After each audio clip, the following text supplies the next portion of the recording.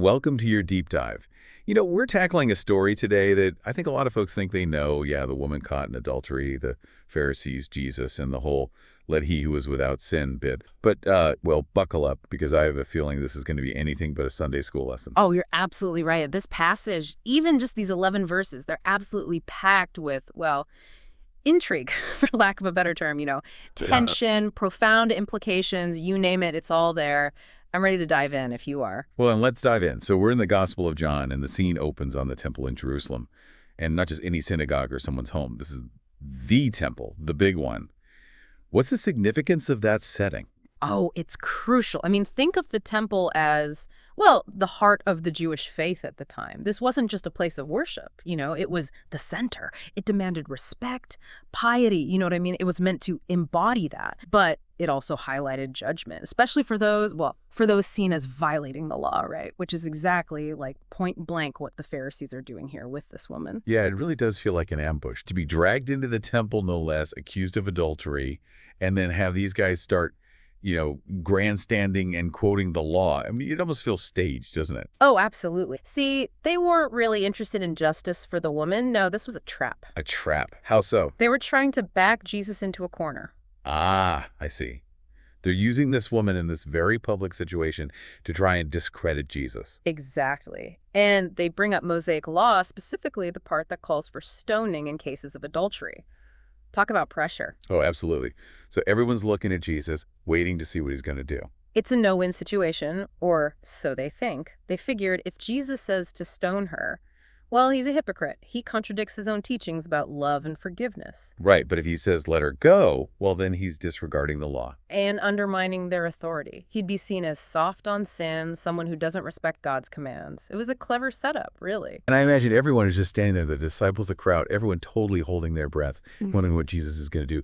And then, well, then he does something unexpected. He bends down and starts writing in the dust. Doesn't say a word, just starts writing on the ground. Such an unexpected reaction.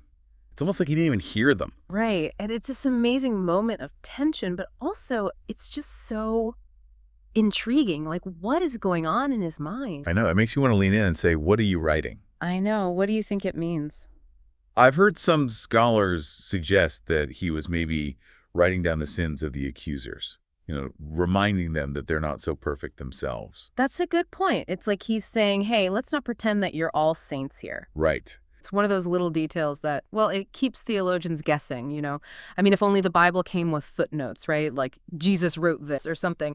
Some scholars think maybe he was referencing scripture. Maybe he was drawing attention to, highlighting the accuser's hypocrisy. Maybe he was just buying time, just pausing, letting the tension build. But honestly, the point is, we don't know. It's left open to interpretation, right?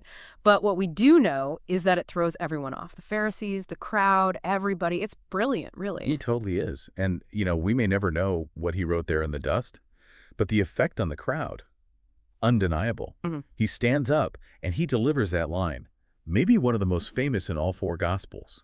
Let any one of you who is without sin be the first to throw a stone. Talk about an atmosphere shift. Oh, it's more than a shift, honestly. It's a revolution, really. I mean, Jesus, he isn't condoning adultery here, not at all. He's flipping the script. Because remember, John's gospel, it's all about looking inward, right?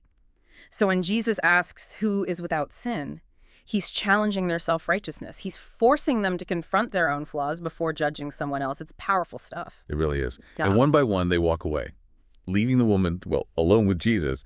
You'd think that would be the end of the story, right? But then he tells her to go and sin no more. Yeah, I mean, talk about intense. What do you make of that statement? What's the message there, do you think? I think it's about understanding what forgiveness really is. Jesus is showing this woman incredible mercy, but, and this is crucial, it's not a free pass. It's not a you're off the hook, do whatever you want kind of thing. It's an invitation to change. John's gospel makes it very clear. Following Jesus means turning away from sin, turning away from it. It's not about just getting a pardon and going back to the same old ways. Man, this deep dive has really been, eye-opening is a good word for it. Really makes you think. What was it that, I don't know, what really stuck with you from all this? I think it's that final message. It's so easy, so very easy to get caught up in judging others, Pointing fingers. What would you have written in the dust? It's a good question to ask ourselves, isn't it? How can we choose compassion over condemnation in our own lives? But John, he reminds us that following Jesus is about personal change, about aligning our hearts, our minds, our actions with his teachings. And, that's a message that speaks volumes, even today. Absolutely. Maybe that's the real challenge for all of us as we, move through the world, right? To show that same grace, to offer that same invitation to transformation that Jesus offered to the woman. Well, on that note, thanks for joining us on this deep dive. Until next time, keep exploring.